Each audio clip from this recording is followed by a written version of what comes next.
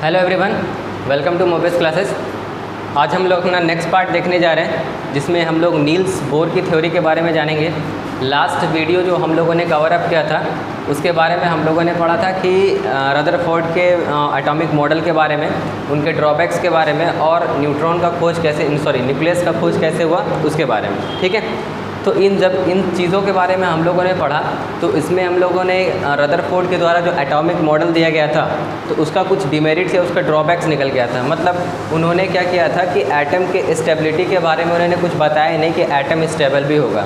उनका कहना था कि जब कोई इलेक्ट्रॉन्स क्या करते हैं, कोई ऑर्बिट में रिवॉल्व करते हैं तो उनका एक एक्सेलरेटेड मोशन होता है जिसके कारण क्या करते हैं, वो एनर्जी लॉस करते हैं और क्या करेंगे, वो न्यूक्लियस में फॉल करके गिर जाएंगे। ठीक है, ये बताया गया था। लेकिन उन्होंने ये नहीं बताया कि ऐसे एटम स्टेबल कैसे है। ऐसे 1 बाय 1 अगर ऐसे होते चला जाएगा तो एटम एक दिन ऐसा आएगा कि पूरी तरीके से एटम ख़त्म हो जाएगा। तो इनके थ्योरी को आकर के करेक्ट किया नील्स बोर ने इन द ईयर 1913। 1913 ईस्वी में, हम वो कह सकते हैं 1913 में क्या किए थे, नील्स बोर ने अब इनके थ्योरी को आकर के करेक्ट किया कि इसके थ्योरी में क्या ड्रॉबैक, रदरफोर्ड की थ्योरी में क्या ड्रॉबैक रह गई थी। ठीक है, तो इन्होंने क्या बताया कि जैसे ही जो पार्ट बताया गया था बाकी सब साइंटिस्टों के द्वारा कि इलेक्ट्रॉन्स के बारे में या एटम्स के बारे में, तो उसमें ये तो बताया गया था कि हमें पता चल गया था कि एटम के अंदर नेगेटिव चार्ज होते हैं इलेक्ट्रॉन, पॉजिटिव चार्ज होते हैं प्रोटॉन, और न्यूट्रॉन जो होता है जो कि नेगेटिव चार्ज होता है। और जो प्रोटॉन और न्यूट्रॉन जो होता है वो सेंटर में लाई करता है। ठीक है, एक एटम के सेंटर में लाई करता है जिसको हम लोग क्या बोलते हैं, न्यूक्लियस बोलते हैं। क्या बोलते हैं, न्यूक्लियस। ये फिगर में आप देख सकते हो, ये आपका न्यूक्लियस है और ये जो ऑर्बिट में दिख रहा है सारा चीज़, ये आपका क्या है, इलेक्ट्रॉन क्या कर रहे हैं, रिवॉल्व कर रहे हैं। ठीक है, तो यहाँ पे तो इन्होंने बताया क्या कि जितने भी इलेक्ट्रॉन्स होते हैं ना वो क्या करते हैं, सब अपने अपने ऑर्बिट में घूमते हैं। ऐसा नहीं है कि घूमते घूमते वो एनर्जी को रेडिएट करते हैं, रिलीज़ करते हैं और फॉल डाउन कर देते हैं न्यूक्लियस में। इन्होंने बताया जितने भी इलेक्ट्रॉन्स रिवॉल्व करते हैं सब अपने अपने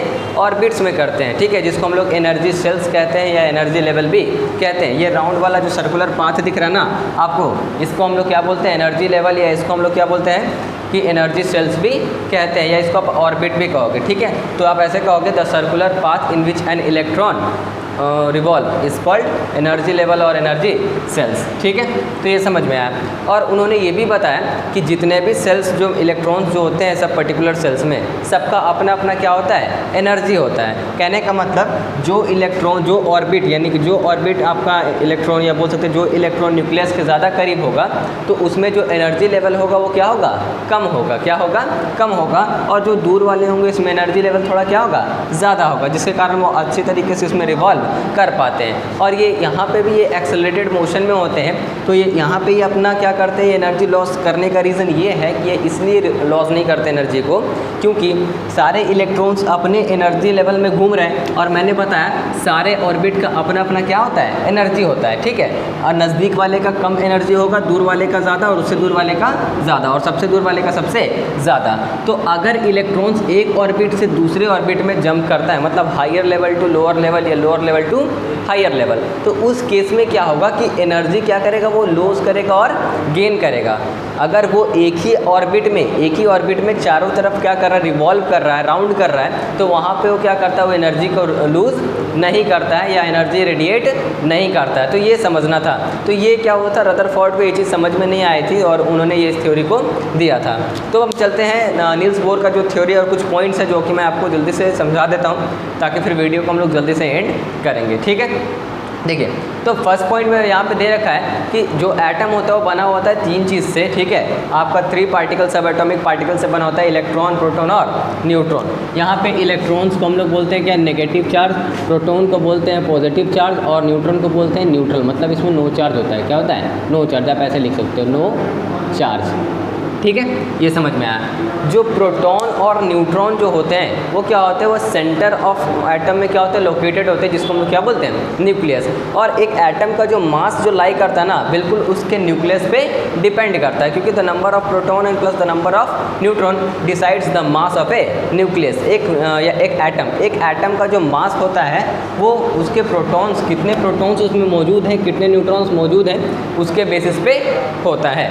ठीक है, फिर आइए there is a limit of to the number of electrons which each energy level can hold. जितने भी इलेक्ट्रॉन्स होते हैं, ठीक है, वो एनर्जी लेवल में, जैसे पर्टिकुलर एनर्जी लेवल्स की बात करें तो सबका एक लिमिट होता है। ऐसा नहीं कि हम इसमें 10 इलेक्ट्रॉन घुसा देंगे, जैसे यहाँ पे 2 हैं, यहाँ पे 8 है, यहाँ पे 8 है, तो सब एनर्जी लेवल में अपने अपने इलेक्ट्रॉन्स को होल्ड करने का कैपेसिटी होता है। जैसे अगर हम बच्चे की बात करें, सारे स्टूडेंट्स को क्या होता है कि एक बार में कोई भी चीज़ कैप्चर नहीं होती अगर समझाया जाता है तो कुछ को 2 बार समझाना पड़ता है, कुछ को 3 बार, कुछ को एक बार हल्का सा हिंट कर दो तो ही समझ जाते हैं। तो सबका अपना अपना कैपेसिटी होता है, तो उसी हिसाब से सारे सेल्स की अपनी अपनी कैपेसिटी होती है इलेक्ट्रॉन्स को होल्ड करने की। वो क्या, वो हम आपको बताएंगे, जिसको हम लोग बोलते हैं 2n स्क्वायर, 2n स्क्वायर, ठीक है, 2n स्क्वायर के फॉर्म में होता है। ये हम आपको बताएंगे कैसे, वापस हम एक्सप्लेन कर देंगे।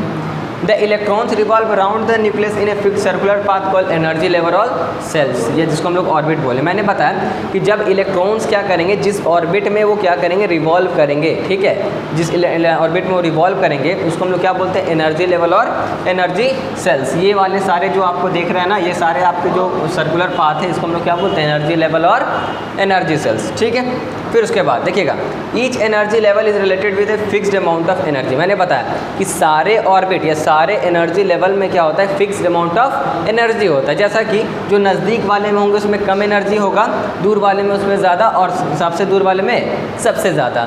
तो जब इलेक्ट्रॉन्स क्या करते हैं, अपने ऑर्बिट में रिवॉल्व करेंगे तो क्या करेंगे, वो एनर्जी लूज़ नहीं करेगा, क्योंकि जब वो एनर्जी तभी रेडिएट करेगा जब वो एक लेवल एनर्जी लेवल से दूसरे एनर्जी लेवल में जंप करेगा। तो उस कंडीशन में अगर हायर टू लोअर या लोअर टू हायर होगा तो उसके अकॉर्डिंगली वो क्या करेगा, इलेक्ट्रॉन्स को एनर्जी को लूज़ करेगा और गेन करेगा। तो यहाँ पे तो ये समझ में आ गया कि जब भी इलेक्ट्रॉन्स को अपने पर्टिकुलर ऑर्बिट में रिवॉल्व कर रहे हैं, इसका मतलब क्या है कि वो क्या कर रहा है, एनर्जी को वहाँ पे लॉस और गेन नहीं करेगा, ठीक है, लॉस और गेन नहीं करेगा, ठीक है।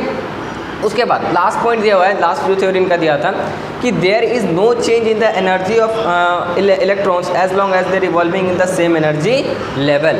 मतलब जब कोई इलेक्ट्रॉन सेम एनर्जी लेवल में क्या करेगा और रिवॉल्व करेगा तो क्या करेगा, वो एनर्जी में उसका कोई भी चेंजेस देखने को नहीं मिलेगा। मतलब ना ही उनका एनर्जी कमेगा, ना ही उनका एनर्जी बढ़ेगा, जो मैंने आपको भी थोड़ी देर पहले बताया, जिसके कारण एक एटम जो होता है पूरी तरीके से क्या हो रहेगा, स्टेबल रहेगा। क्योंकि जब इलेक्ट्रॉन सेमी ऑर्बिट में रिवॉल्व करेंगे तो अपना एनर्जी वो लूज़ करेगा नहीं, जिसके कारण क्या होगा, वो कम्प्लीटली वहाँ पे स्टेबल रह सकेगा। तो ये 2n स्क्वायर क्या है, और देखिएगा ये सारे एनर्जी लेवल जितने भी आपको दिख रहे हैं ना, सबको नाम रखा गया है। जो इनर वाला होता है उसको बोलते हैं K शेल, इसको बोलते हैं L शेल, इसको बोलते हैं M शेल, और इसको बोलते हैं N शेल। इसी तरीके के और भी ऑर्बिट बनेंगे तो नंबर क्या होगा, इसका बढ़ते चला जाएगा। जैसे मैंने आपको बताया था अभी 2n स्क्वायर के बारे में, ठीक है, कैसे पता करेंगे कौन से ऑर्बिट में कितने हैं। तो यहाँ पे जो n बराबर है ना, n बराबर होता है नंबर ऑफ शेल्स या नंबर ऑफ ऑर्बिट बोलिए, ठीक है, कौन से ऑर्बिट में। जैसे हम बात करते हैं यहाँ पे, कहाँ पे दिखाते हैं, यहाँ पे बात करते हैं, ठीक है। जैसे हम बात करते हैं कि यहाँ पे अगर हम बात कर लिए फर्स्ट ऑर्बिट का, तो फर्स्ट ऑर्बिट यहाँ पे n को 1 रखेंगे तो कितना हो जाएगा, ये 2। सेकेंड ऑर्बिट की बात करें तो यहाँ पे देखो 2 2 जा 4, 4 2 जा 8।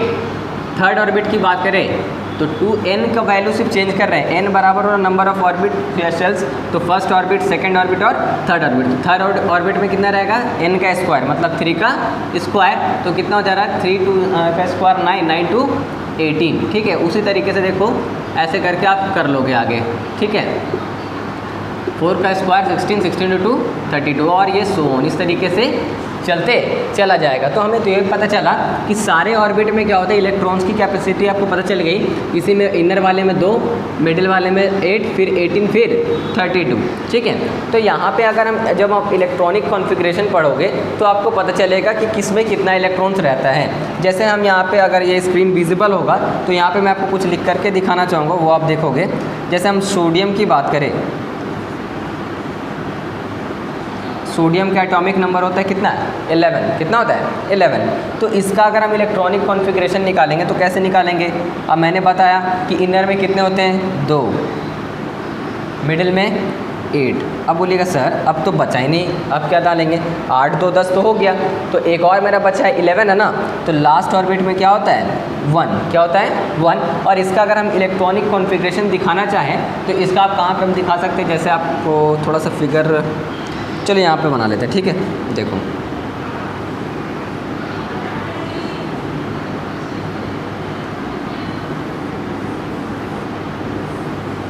देखो तो इनर में मैंने बताया 2 8 1 2 3 4 3 3 6 1 7 8, ये हो गया। और अब हमको देखना है कि इसमें लास्ट कितना बचा हो 1, तो यहाँ पे आप बोलिएगा सर यहाँ पे तो आप बताएं 18, तो जितना रहेगा उतना ही ना डालेंगे, इसी उससे ज़्यादा तो हम क्या कर सकते हैं, इलेक्ट्रॉन्स को ज़्यादा तो हम ऐड नहीं कर सकते। तो ये जो आपका बनता है, जब आप लोग वैलेंसी और वैलेंस इलेक्ट्रॉन पढ़ोगे मेरे से, तब आपको पता चलेगा ये एक है तो इसमें क्या होता है और शेयरिंग कैसे होता है, इलेक्ट्रॉन शेयर कैसे होते हैं, या इलेक्ट्रॉन उसमें बॉन्ड कैसे बनते हैं, आयनिक बॉन्ड, कोवैलेंट बॉन्ड, ये सब सारा चीज़ आपको इस चैप्टर में पढ़ना है, ठीक है। तो यहाँ पे देखो ये जो 1 जो ये लास्ट में जो एक है ना, ठीक है, इसको लास्ट जब कोई एटम में उसके ऑर्बिट में जो लास्ट इलेक्ट्रॉन बचता है उसको हम लोग क्या बोलते हैं, वैलेंस इलेक्ट्रॉन। क्या बोलते हैं, वैलेंस इलेक्ट्रॉन, मतलब the number of electrons present in the outermost orbit of a shell. एक इलेक्ट्रॉन एक एटम में क्या होता है, जब उसके आउटर मोस्ट ऑर्बिट में जितना इलेक्ट्रॉन बचता है वो उसका क्या कहलाता है, आपका वैलेंस इलेक्ट्रॉन। क्या कहलाता है, वैलेंस इलेक्ट्रॉन। और अभी आपको वैलेंसी अगर बता देंगे तो आप कंफ्यूज हो जाइएगा, इसीलिए नेक्स्ट वीडियो में आपको वैलेंस इलेक्ट्रॉन और वैलेंसी के बारे में हम लोग अच्छे से डिस्कस करेंगे, ठीक है, अच्छे से डिस्कस करेंगे, तब आपको समझ में आएगा कि इसको करना क्या है, ठीक है। तो आपको यहाँ तक इतना कुछ चीज़ समझ में आया कि इनका थ्योरी कैसे सक्सेस हुआ। रीज़न ये था कि इन्होंने बता दिया कि एटम की स्टेबिलिटी के बारे में, कि एटम कैसे स्टेबल है, जो कि रदरफोर्ड ने नहीं बताया था। उनका कहना था कि जब कोई इलेक्ट्रॉन्स क्या करते हैं ना, ऑर्बिट में रिवॉल्व करते हैं, तो क्या करते हैं, स्पायरली अपने एनर्जी को रिलीज़ करते हैं, रेडिएट करते हैं, और रिलीज़ होते होते वो न्यूक्लियस में फॉल डाउन कर जाते हैं। तो उन्होंने ये नहीं बताया कि वो क्या होता है कि इलेक्ट्रॉन्स अपने अपने ऑर्बिट में घूमते हैं और सारे ऑर्बिट का अपना अपना एनर्जी क्या होता है, जिसके कारण क्या करता है, वो एनर्जी रेडिएट नहीं करता है और पूरी तरीके से इसमें रिवॉल्व करता है और एक एटम पूरी तरीके से स्टेबल माना जाता है। तो ये उन्होंने नहीं बताया था, लेकिन नील्स बोर ने आकर के इन द ईयर 1913 उन्होंने क्या किया, इस थ्योरी को सक्सेस बना दिया, और जिसको हम आज अच्छी तरीके से पढ़ भी रहे हैं। तो उम्मीद करते हैं आपको आज का सेशन समझ में आया होगा अच्छे से। अगर आपको सेशन समझ में आया होगा तो आप वीडियो को लाइक कर दीजिएगा और अपने फ्रेंड सर्कल में शेयर कर दीजिएगा। और इसके बाद जो आपका PDF तो आज कुछ मिल नहीं पाएगा, ये सारा कुछ यही लिखा हुआ है, इसीलिए आपको इसका स्क्रीनशॉट भी हम क्या करेंगे, आपको वीडियो में डाल देंगे, ठीक है। तो आप क्या कीजिएगा, इसका होमवर्क सबमिट कर दीजिएगा, और आपका टेस्ट आ रहा है तो उस टेस्ट का प्रिपेयर कीजिए ताकि आपका अच्छा से अच्छा मार्क्स गेन हो सके, ठीक है। तो वीडियो को हम लोग एंड कर रहे हैं, तो उम्मीद करते हैं आपको सेशन समझ में आएगा। Thank you.